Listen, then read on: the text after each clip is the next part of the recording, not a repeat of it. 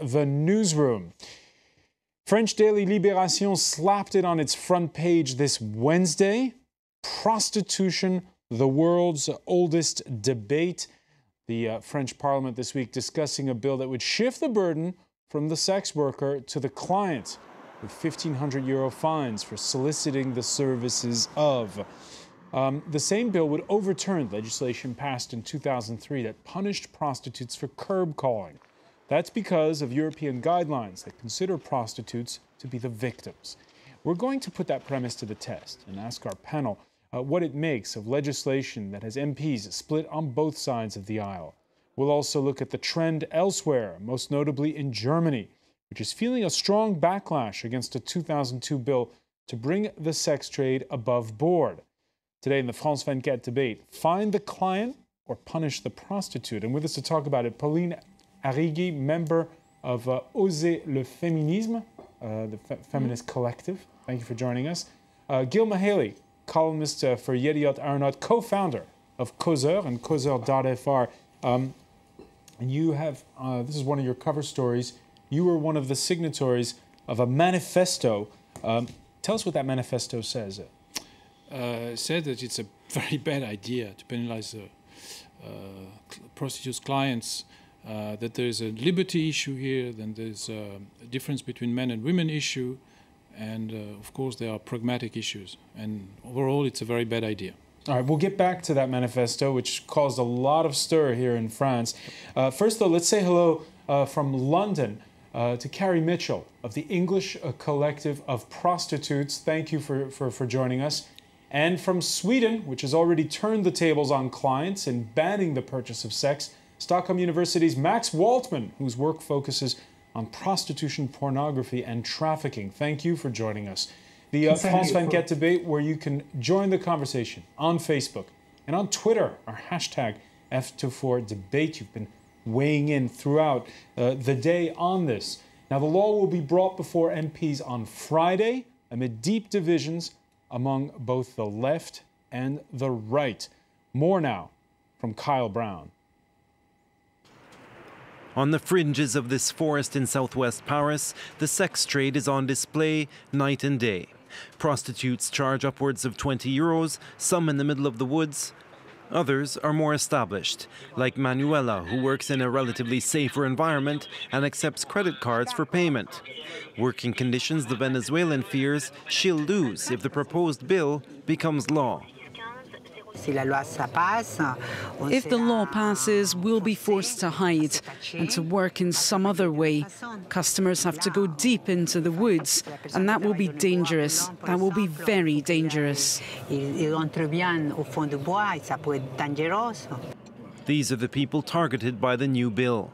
It would impose a fine of €1,500 on those who pay for sex. 1,500 is a paycheck, but still, I'd keep coming to see a prostitute, of course. I need to. If there were no prostitute, what would the men do who want to have sex, who are alone, who don't have a woman in their life? What would they do? Jean-Michel is a regular customer. He says it's the only way to break his long spells of solitude. He sees a prostitute at least once a month, and it's rarely the same woman. I feel ill at ease with normal women, and I feel good with the prostitutes. I think prostitution is normal. I've only ever been with prostitutes. I've never had relations with the regular women. Last month, ladies of the night marched out into the light of day to denounce the bill, and Jean-Michel was among the few customers at their side. Our private lives are being attacked right now. This is really serious. It's prostitution today, tomorrow it'll be something else. The bill is due to be debated this week in Parliament. The issue has divided the governing Socialist Party. It's unsure they'll have the votes they need for the bill to pass. And one outspoken French feminist, Elisabeth Badinter, has said the state has no place legislating on individual sexual activity. What did you think when you saw that report and you heard those clients say, we think prostitution is normal?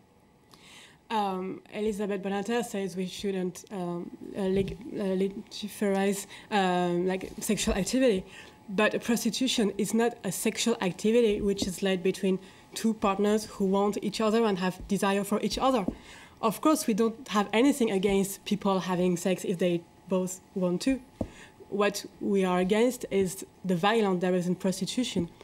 Because, of course, this client says, I should have the right to go to see a prostitute, and because what he claims as a right is the right to buy sexual intercourse, which is to impose intercourse, sexual intercourse, to a woman or a man who didn't want it and who accepted this sexual act because she needed money. So if you consider the point of view of the client, of course they will tell you prostitution is normal. But if you consider the point of view of most of the prostitutes, they will tell you that it's violence against themselves. Cari Mitchell, the prostitutes that are in your collective, what do they think on that score? Well, we are absolutely opposed to this legislation. We agree with the French prostitutes who say that the customers should have checked with them, should have consulted with them before they came out with a statement, you know, that sex workers need supporters, but we need supporters who understand that we are in the sex industry for the money. And these feminists, they never speak out against the poverty that's happening everywhere. Sorry, it's very difficult in my ear.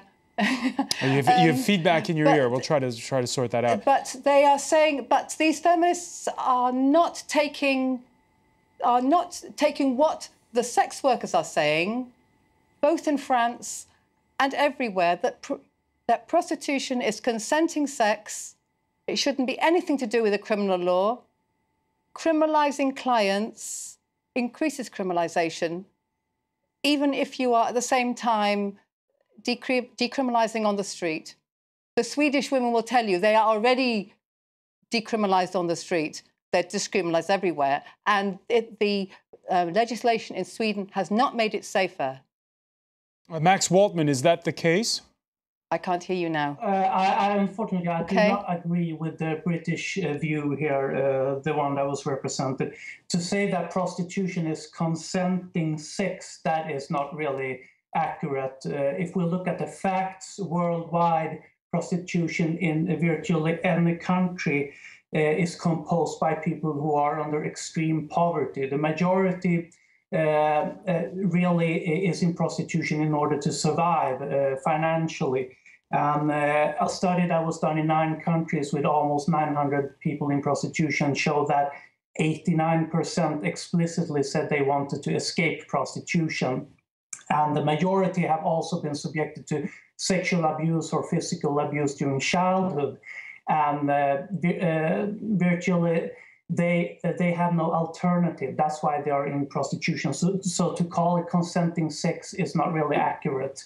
The Swedish law has not made prostitution more unsafe, has not driven prostitution underground, has not made clients more dangerous. Actually, there have been several corroborating investigations on this matter. And what we see is that clients have to be able to find women in prostitution. So even if it's criminalized, even in countries that have harsh laws against buying sex, they still have to advertise. Women in prostitution who are desperate, they have to advertise, and that usually happens on the internet or in newspapers or on the streets. So saying that prostitution goes underground, that is not corroborated by the empirical evidence. There was also an argument I heard here about legislating against private acts. Well, as most women, even there was this study with 900 women in prostitution, or almost 900, it also showed that 2/3 of them had post-traumatic stress disorder symptoms on the same level as American Vietnam veterans seeking treatment. Well, this population is not about private sex. No one in Sweden is against private sex. As you know, we have a reputation for being very sexually liberal since the 60s. This law is against human trafficking. It's against, it's also has to be combined with social efforts to make it possible for persons to escape prostitution. You have to have a panoply of different social welfare agencies, treatment facilities to offer persons in prostitution an escape route, and also social security, job training, education. Max, so it's not just about criminalizing clients. All right, and that's a point I'd like to come back to when we discuss how it's going on in other countries, most notably over the border. From here in Germany, we have a comment on Facebook from Andre saying, "I'm flabbergasted that France would follow America's example of failed moralism with laws."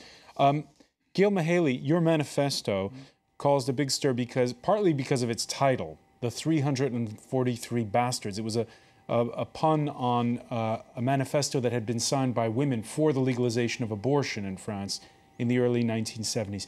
Why did you sign this?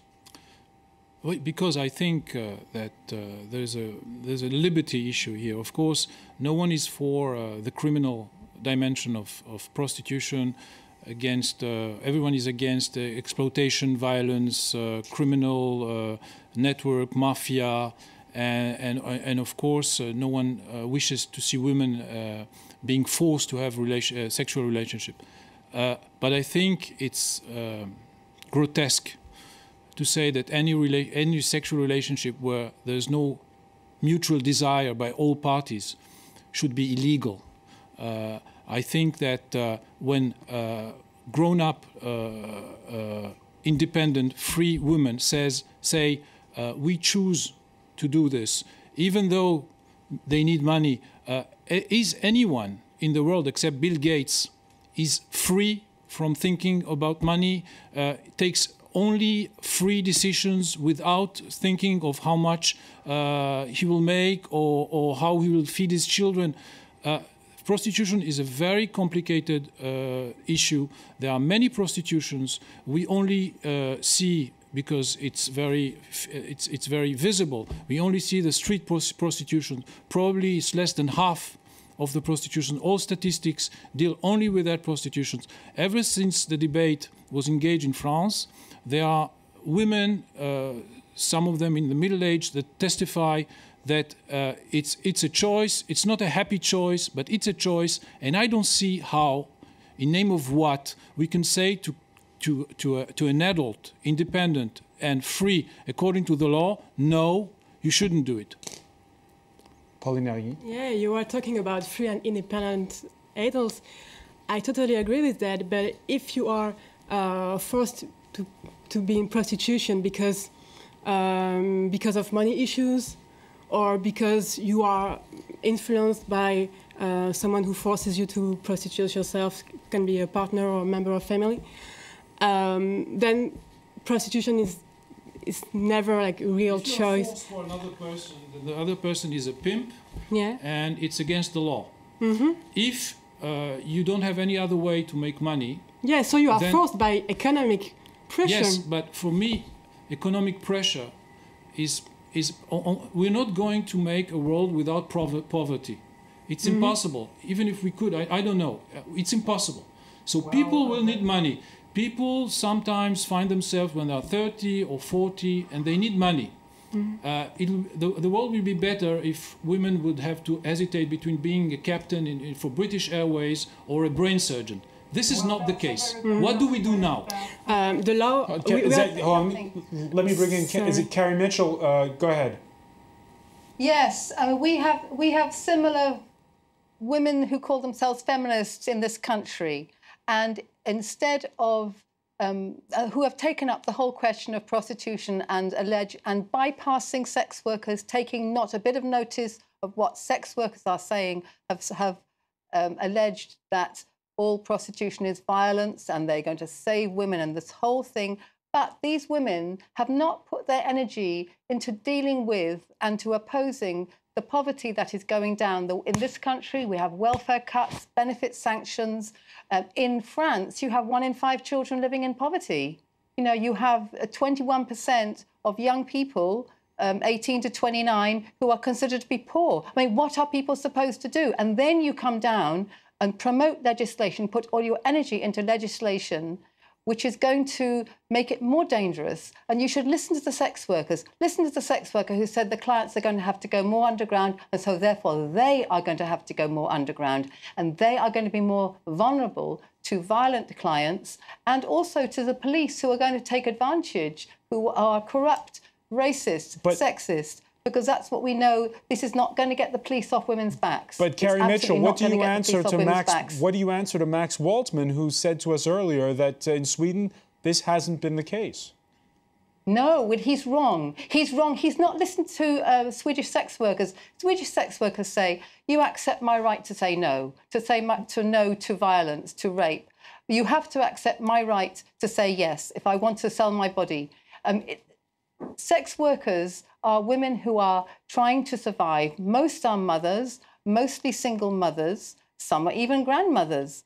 Women who are trying to survive. And what this legislation is doing and what the legislation in Sweden has done has driven sex workers more underground. There is an increased stigma now in Sweden against sex workers. More women are losing their children in... Yes, which is terribly serious. Many women are having to leave the country in order to work in other countries, in order to earn the money. That kind of thing is going on. It has not liberalised things. If you increase criminalisation, as they have in criminalising clients, you increase the criminalisation of prostitution overall, and that drives women underground. All the evidence shows that. Max WALTMAN? I'm sorry, that's not correct. There have been several investigations. Well, you're an academic. You're not a sex worker. You're not a sex worker. You should listen to sex workers. So they also have different views about this. Usually, women who are in prostitution tend to women defend are not their position. Confused. I'm sorry. All the survivors, they have their own NGO in Sweden. All of the survivors that have spoken to the government and the public, they have said that it's a myth that the law made prostitution dangerous and that they want to escape, and also that it hasn't been more dangerous. Actually, some women, after the law was passed, said that it empowered them because they knew they could file charges on clients who went beyond the contract, who raped them or who abused them or robbed them. So the law made their position more powerful towards the client. So it makes no sense to say that the law prohibiting purchase of sex would make it more dangerous. Actually, it's the opposite. Why would because they have the law on their side. Why would, if you're selling something, making it an offence to buy your services, why would that help you? Cari Mitchell, I'm sorry, I'm going to have to interrupt because we have to take a quick break. We're going to pick up. Stay with us. You're watching the France 24 debate.